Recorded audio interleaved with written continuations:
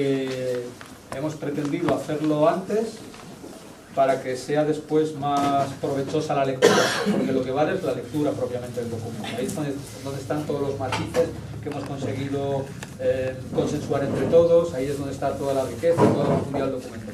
Pero bueno, como algunos nos aproximaremos por primera vez a ese documento y parece denso, pues vamos a hacer un intento un poquito más pedagógico de aproximarnos a él, para que aproveche la lectura. ¿Vale? Yo no sé si alguna de vosotras...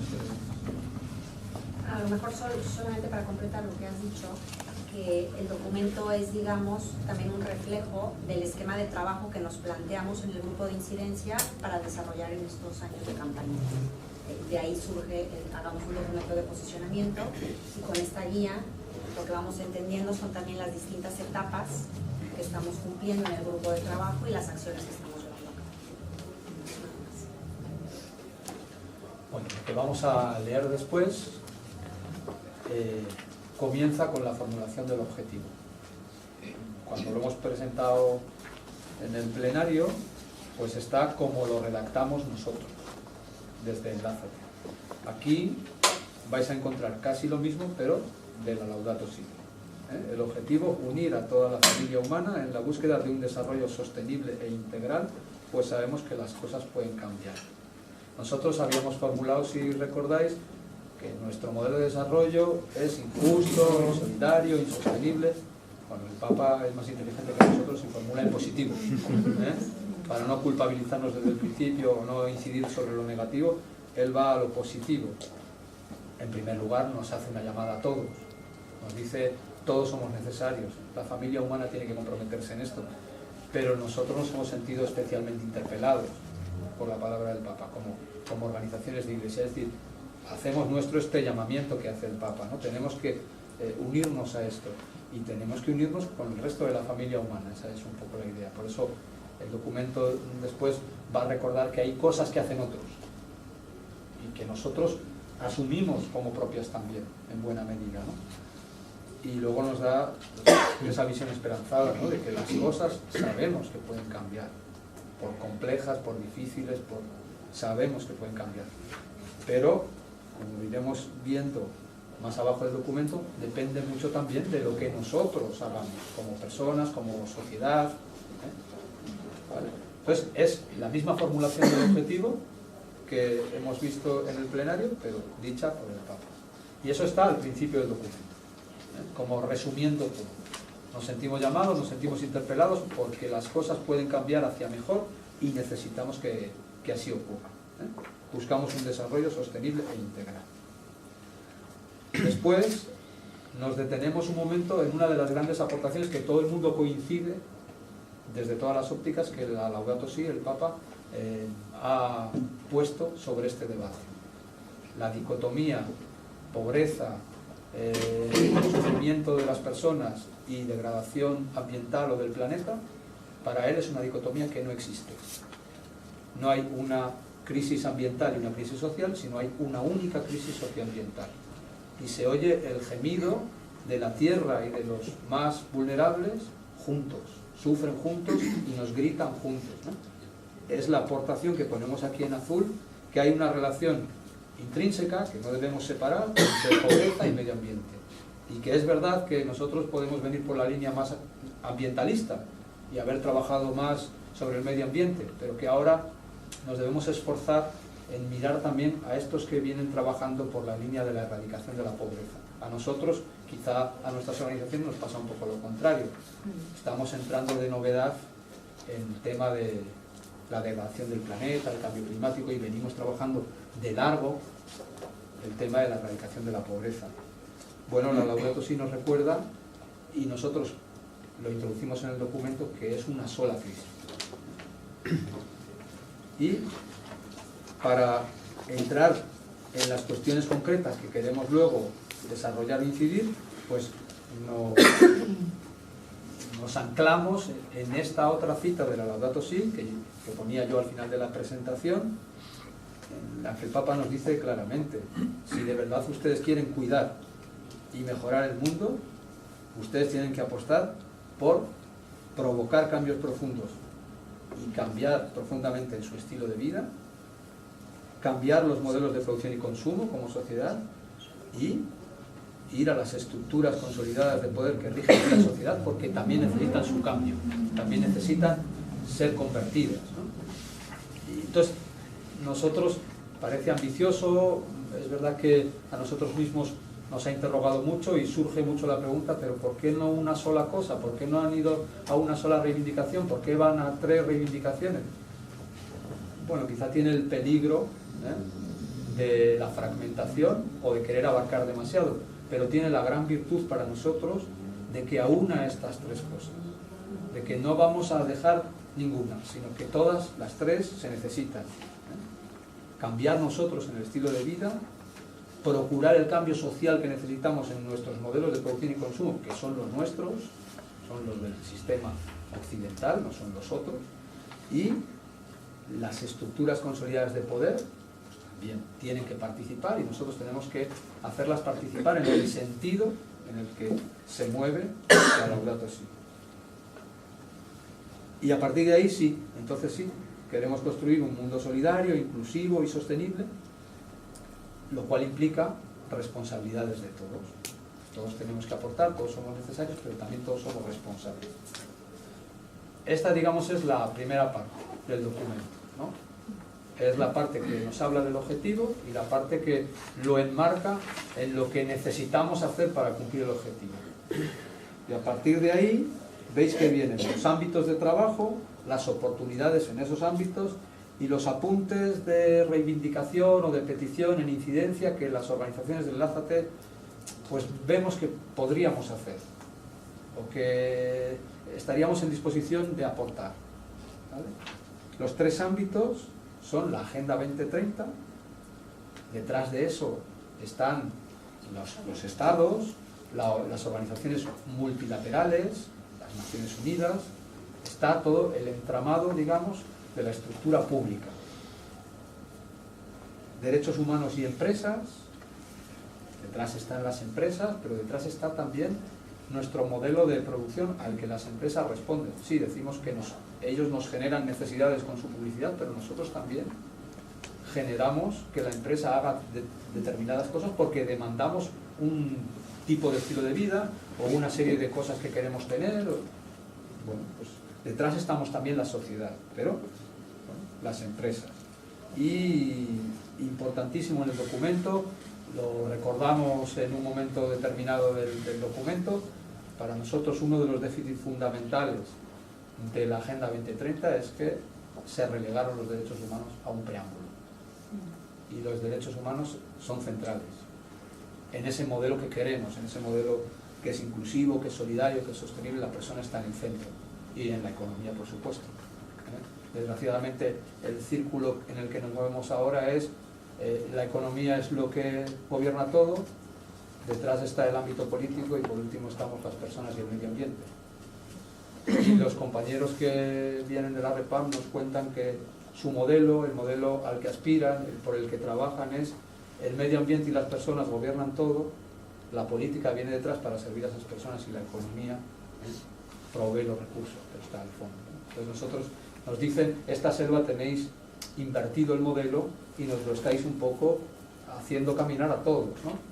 Bueno, es una manera un poco gráfica que nos describen ellos, pero para darnos cuenta de que los derechos humanos es fundamental, es primordial, ¿no? Y por último, las personas concretas, los ciudadanos, cada uno de nosotros.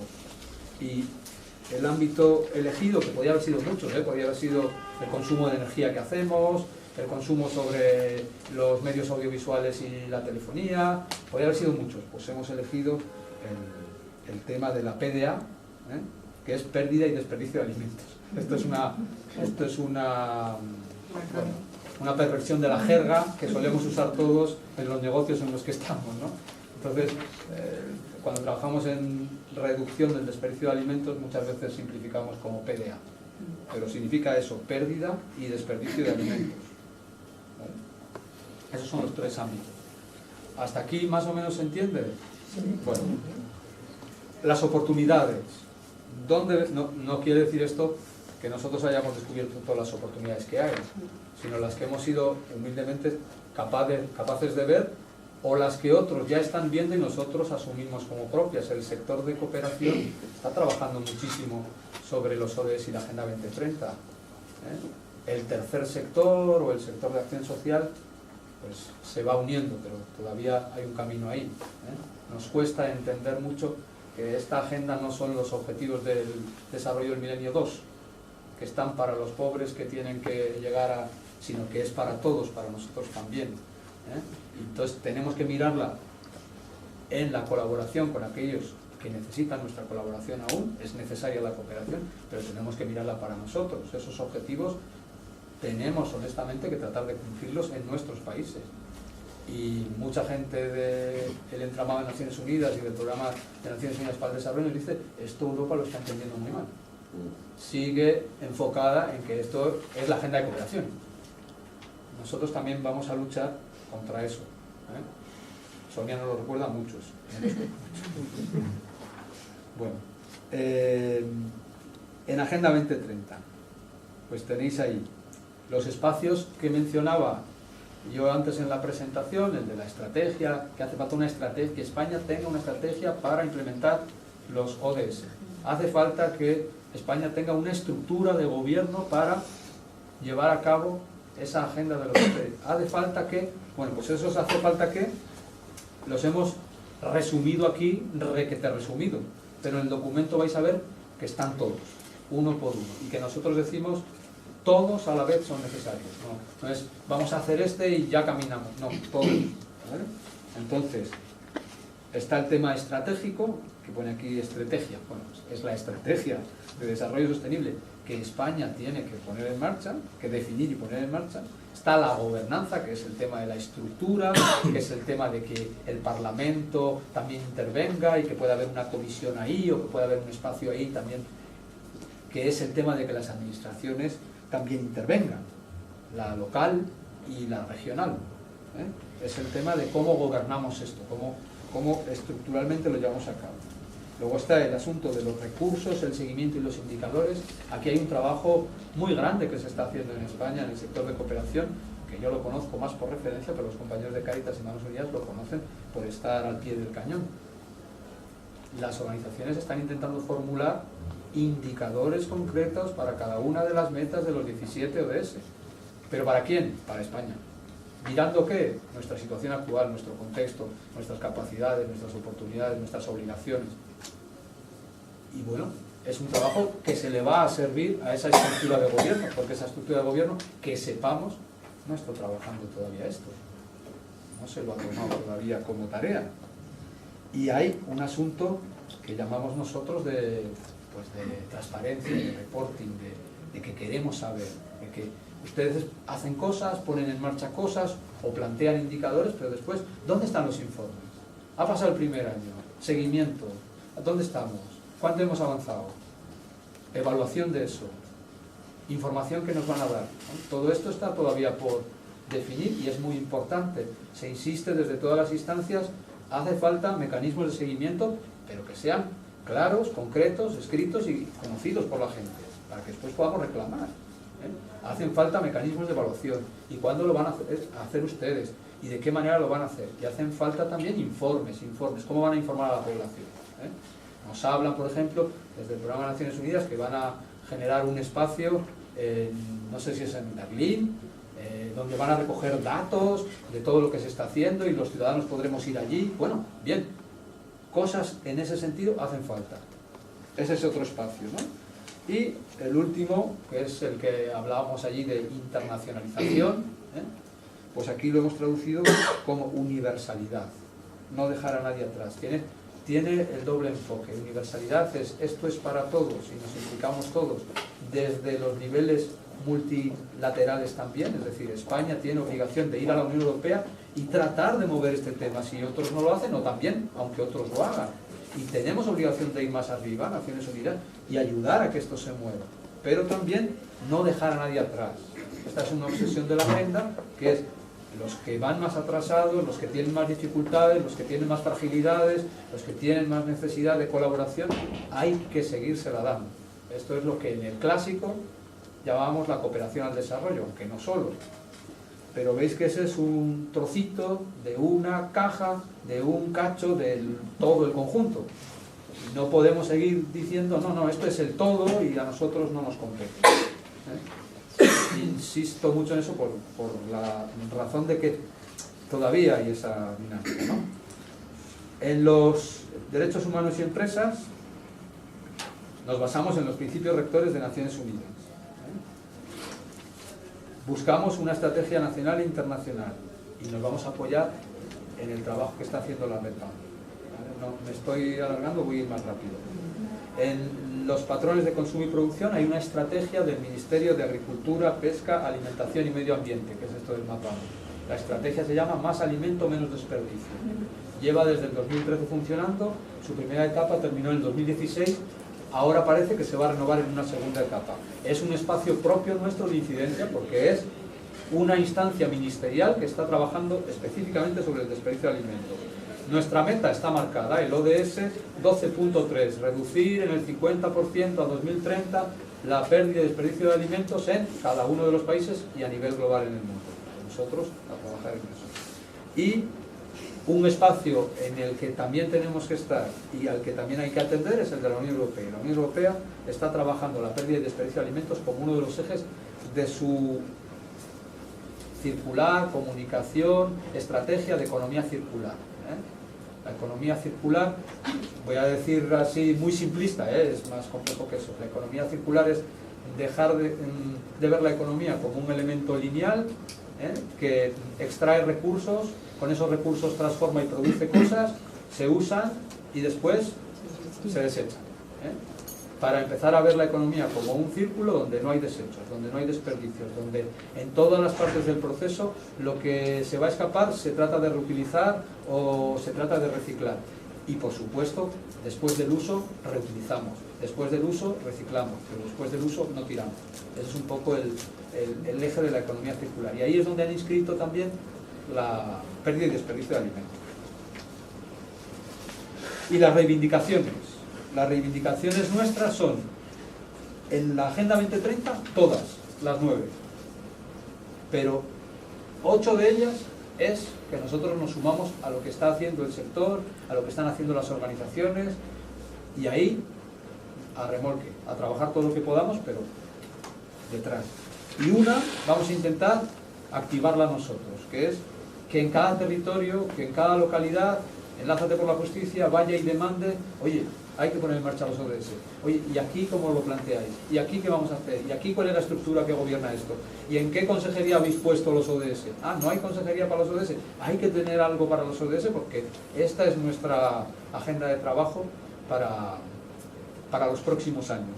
Bueno, este es digamos, la aportación de valor que apuntamos, que todavía hay que concretar más. En el tema de empresas y derechos humanos, tenemos dos elementos de trabajo. El más ambicioso, el principal, el fundamental, es el acuerdo sobre transnacionales que se está trabajando. ¿Se llama Consejo de Derechos Humanos de Ginebra? Se llama Grupo de Trabajo del Acuerdo Transnacional. Pero está dentro del Consejo de Derechos Humanos de Ginebra. Pues ahí, dentro del Consejo de Derechos Humanos de la ONU en Ginebra, hay este grupo, donde ya teníamos gente de Enlázate trabajando, Cáritas, pues nosotros a sumar ahí esfuerzos, a ver si este acuerdo sobre transnacionales ve la luz, o cómo podemos hacer para ayudar. Y luego está una cosa más modesta y de casa, muy criticada y ahora mismo abandonada.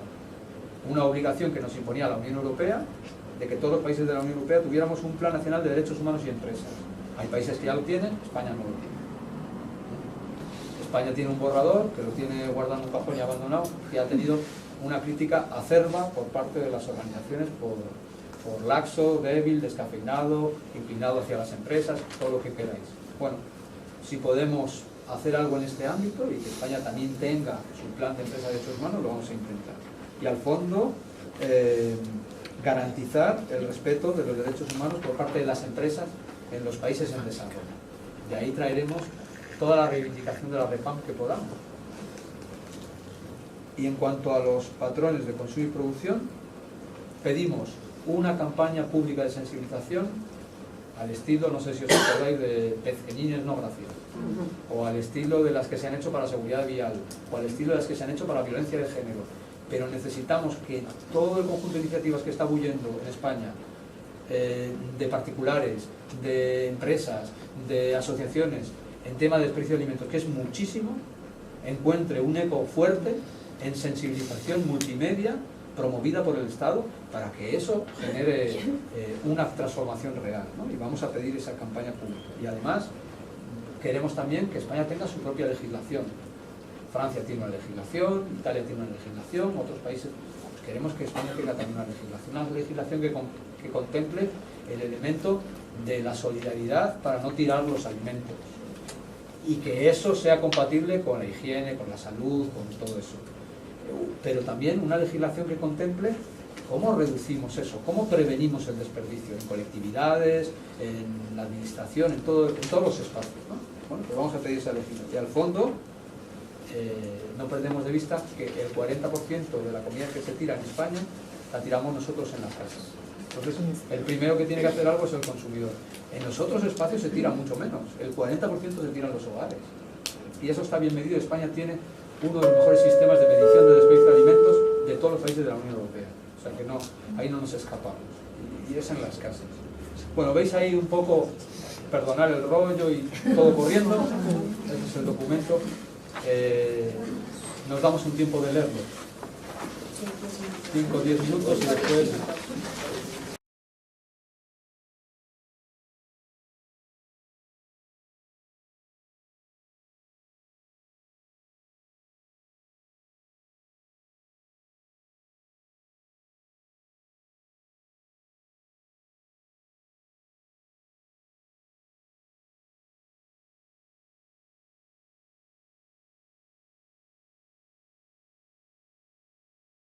Aquí, ¿por qué lo habéis puesto aquí? Inquietudes, preguntas, incomprensiones que tenga el documento. Vamos a tener tiempo de opinar y vamos a tener tiempo de participar, pero ahora se trata de eso, de que todos salgamos al menos medianamente satisfechos con la comprensión que tenemos del documento, por si lo tuviéramos que defender. Pues nada, turno de preguntas. Abierto. Venga, Fernando.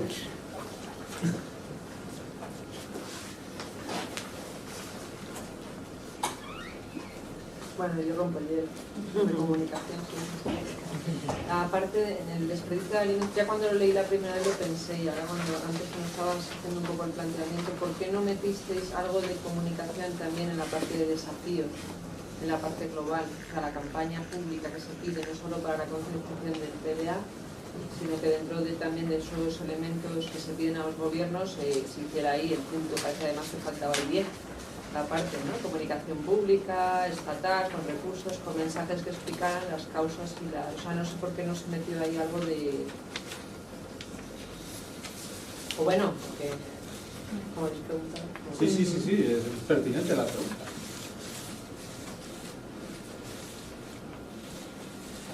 ¿Una pregunta? No, vamos a... Creo que la primera parte del documento, como dijo Javier, es la introducción. La segunda se centra en la Agenda 2030 y las reivindicaciones que queremos hacer al gobierno español. Entonces, dentro de los 9 puntos, o sea, los 9 puntos que mencionamos en esta parte del documento, no están necesariamente relacionados con todos los objetivos, sino que ha sido con todos los ODS, porque entonces tendríamos que haber incluido 17 reivindicaciones. Entonces lo que hicimos fue un poco centralizar las demandas en el tema de estructura de gobierno, que son las primeras 3, ¿no? Indicadores, seguimiento, era un poco más unas peticiones más generales. Creo que esa es la respuesta de ese punto. Sí, ahí yo apunto otros 2 elementos adicionales. Uno es que la preocupación que tenemos, eso está en el primer documento que hicimos en febrero, antes de empezar con este, una de las preocupaciones que tenemos, da en la diana de lo que comentas, nos preocupa mucho el nivel de conocimiento sobre la Agenda 2030 y los ODS de la sociedad española en general y de los políticos en particular. la inquietud la tenemos en el Lázate y han sobrevolado en la mesa alguna propuesta de hacer algo conjunto en vía de sensibilización, etc. Ahora, ¿por qué no reclamamos o reivindicamos esa economía de gobierno para poner en marcha una campaña de este tipo, que sería, bajo mi punto de vista, esto ya es opinión puramente personal, muy pertinente? Pues tiene su explicación en que esta estructura de 9 puntos no la hemos inventado en el Lázate por la justicia, ¿no? Sino que viene recogida del trabajo de sector al que venimos aludiendo todo el tiempo. Y yo no he estado en esos debates, quizá alguna de las compañeras que haya podido estar en los debates, no sé si en los debates de sector ha habido esta preocupación también, no solo a nivel de que la sociedad española lo conozca, que lo hay, la CONGE está sacando constantemente cosas para que conozcamos, sino la pretensión de, oye, pues también, además de la estructura y la estrategia, pon dinero y haz una campaña fuerte de sensibilización. ¿Por qué eso no quedó recogido en esta estructura de 9 puntos? No te puedo decir con seguridad porque yo no he estado en el... Mira, ¿ves? Sonia te lo va a apuntar. Porque es incidencia política. Entonces son 9 puntos de incidencia política.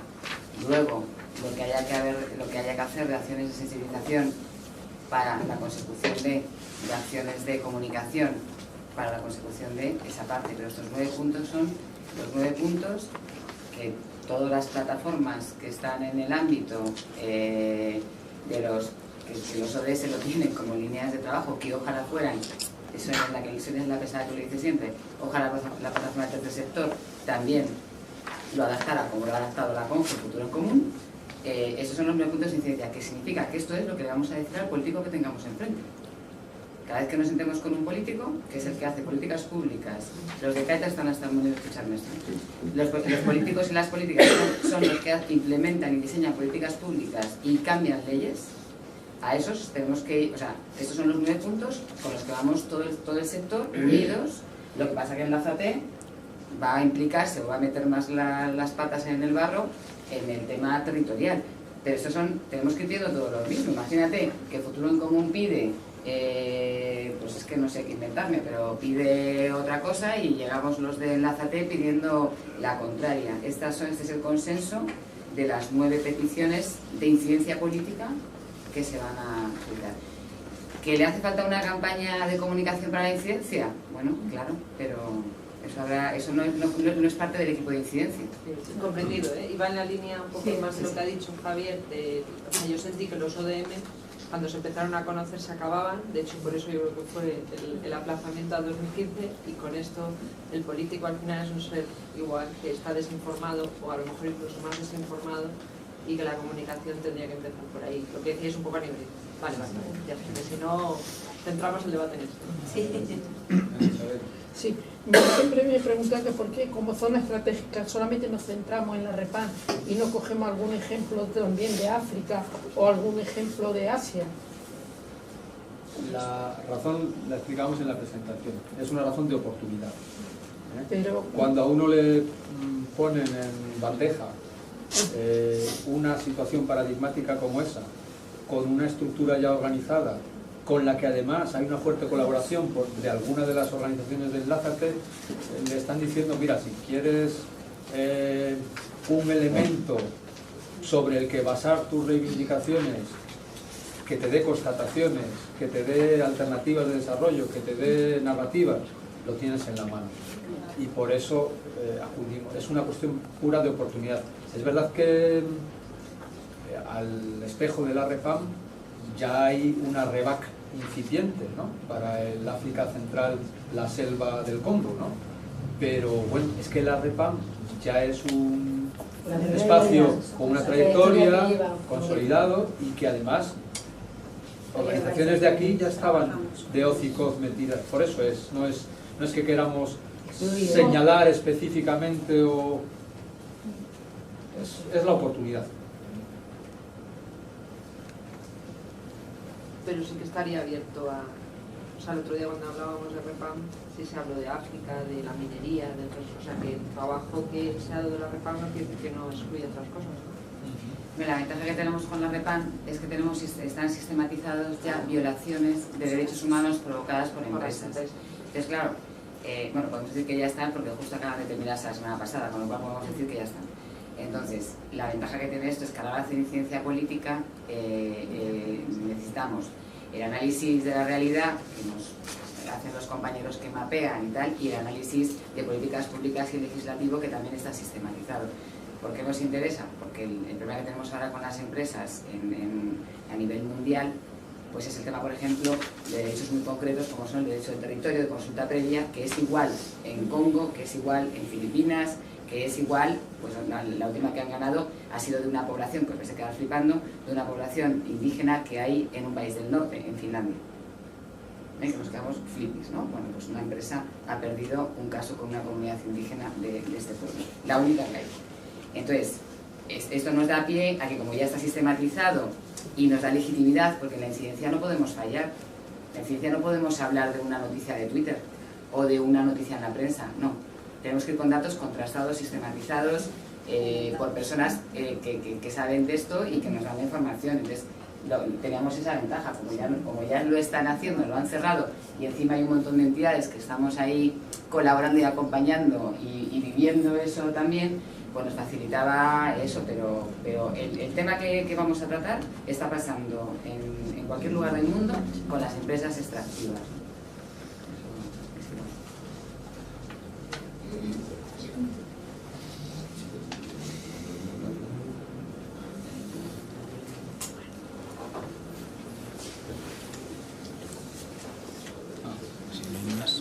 Y a nivel nuestro, en España, ¿tenéis casos concretos en los que esté incidiendo este tipo de explotación a menor escala, pero me imagino que lo habéis descubierto?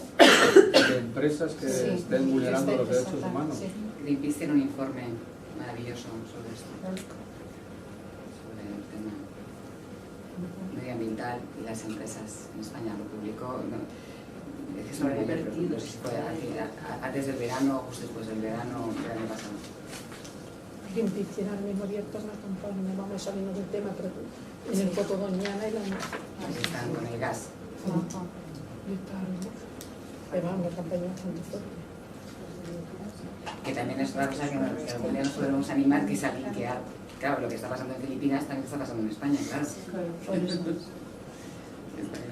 Pasa que aquí todavía no nos matan a los defensores, y comentábamos antes de venir que en los últimos 3 días han matado a 4, 2 en Colombia, 1 en México y una mujer en Guatemala, defensores medioambientales. En los últimos 3 días 4 personas. Aquí no matan a los defensores. Pero de todas maneras, no te olvides de anotar las aportaciones. Es interesante eso.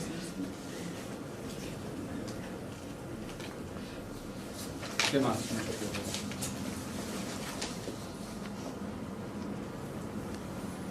¿Os ha quedado claro el documento, la estructura, el contenido del trabajo que estamos haciendo? Porque esa es la idea. Que si no nos echan. Luego no preguntéis cuando nos vayamos ahí en la puerta, es que no he entendido. Es muy denso el documento. Una muy básica para cuando, como decía Javier, cuando nos toque enfrentarnos a alguien y nos toque ser a nosotros quien hace esto. Cuando nos enfrentamos a alguien así, de manera muy sencilla, los otros argumentos, los 2 primeros, el de la Agenda 2030 y el de los derechos humanos y empresas, está muy claro, la gente los entiende muy bien, pero resulta más complicado. Bueno, los entiende muy bien, es más complejo, pero suele resultar más complicado explicar de qué manera el desperdicio de alimentos, que lo hablábamos el otro día, genera más pobreza. ¿Qué podríamos decirle a alguien que nos pregunta eso? El Ministerio de Agricultura, que no es sospechoso, y la ministra de Agricultura, que ha renovado, Tejerina, en los foros públicos habla de este asunto como un problema de orden ambiental, social, económico y ético. Y lo conceptúa así.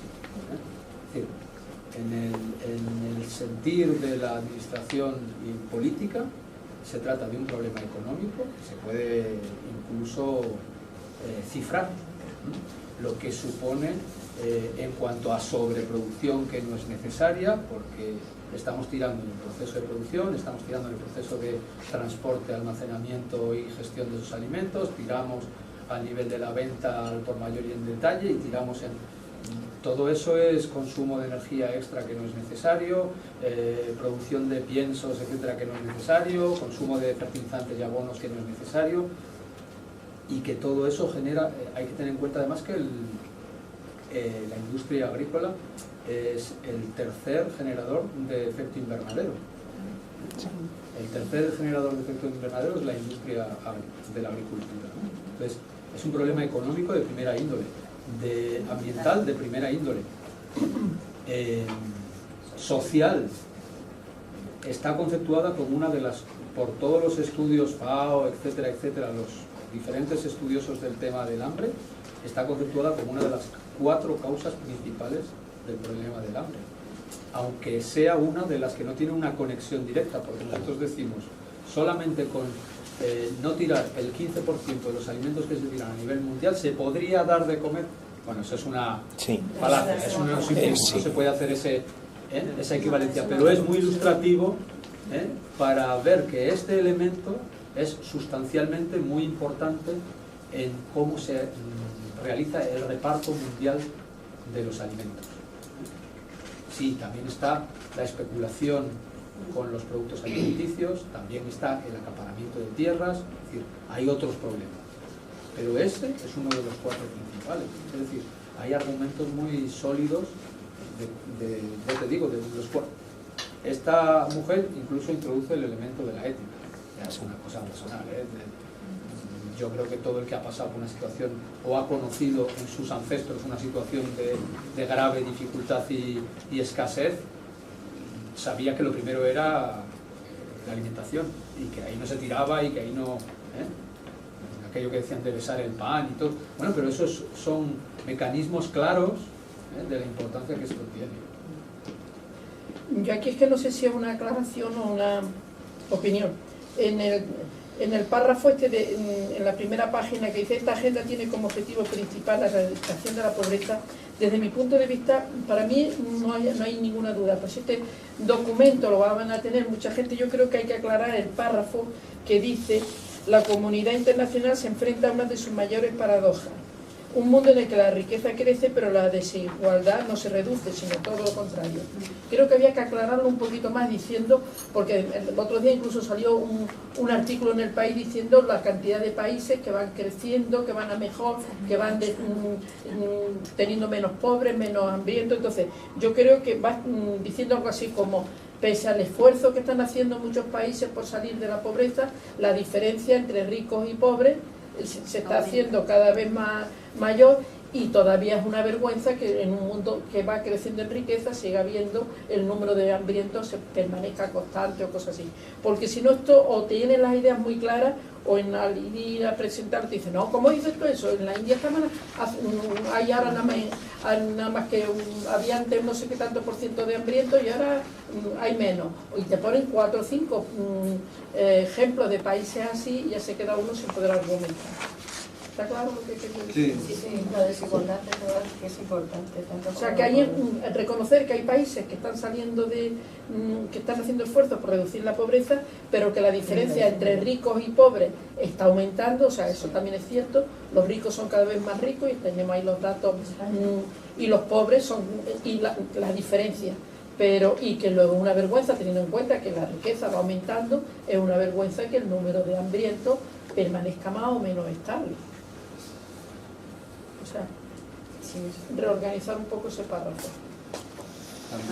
También si nos lo dejas recordado en las aportaciones. Yo también te quería preguntar, unido a lo de los alimentos, no termino de entender en el párrafo que estábamos comentando y en los comentarios que tú hacías también de la ministra, que efectivamente se tira un 40%, las empresas tiran un 30 o casi otro 40%, que es un problema ético, que es un problema de ahorro, ¿no? Pero no termino de ver la reivindicación política entre la disminución de producción ese ahorro que se genera no es para tener más, sino será para qué. Es decir, la reivindicación política, ¿en qué consiste realmente? Es decir, vamos a tirar menos, pero a tirar menos ¿para qué? ¿Para ser más éticos? Los más éticos, si somos capaces de generar un sistema solidario o un sistema más justo con otros. Pero me falta el enganche, quizás unido a lo que tú decías de la explicación. Yo no ahorro, yo no tiro comida para ser más austero y tener una cuenta corriente más amplia. Ahorro para compartir. Tiro menos comida y ahorro. A un nivel de Estado estamos pidiendo cada campañas para que se tire menos comida en la empresa, haya menos producción, utilizando las palabras tuyas de la ministra. Y eso supone ahorro de energía, tal. Ese ahorro, ¿cómo se comparte? ¿Cómo se pasa al circuito de la solidaridad? Porque se supone que estamos ahorrando para ser solidarios. Se supone que estamos no desperdiciando para ser solidarios, porque éticamente es injusto que a mí me sobre y a otros les falte. No es un problema de ético teórico, sino es un problema de ética concreta. Ese ahorro, ¿dónde veo yo que termina? Cuando pedimos al Estado que haga una campaña de no desperdicio de alimentos, ¿por qué? ¿Porque es más bonito éticamente? ¿O porque eso repercute en qué? Es decir, ¿cuál es la demanda política? ¿Cuál es esa petición política? ¿En qué se traduce ese ahorro de energía que se tira menos pepinos cuando hay sobreproducción, se tira al mar y se gana manos de obra y no sé qué? Todo eso, ¿en qué se concreta realmente a un nivel de exigencia política? ¿Al gobierno o a las empresas o a las distribuidoras de alimentos o a las cadenas de restauración? Es decir, me falta ver ese paso, no lo entiendo. Sí entiendo lo que queremos decir, pero aquí no sé cuál es la demanda política. Una de las cosas que estaban en el esquema es que precisamente, lo hemos dicho en la presentación también, que tenemos que afinar en los tres ámbitos nuestra reivindicación política.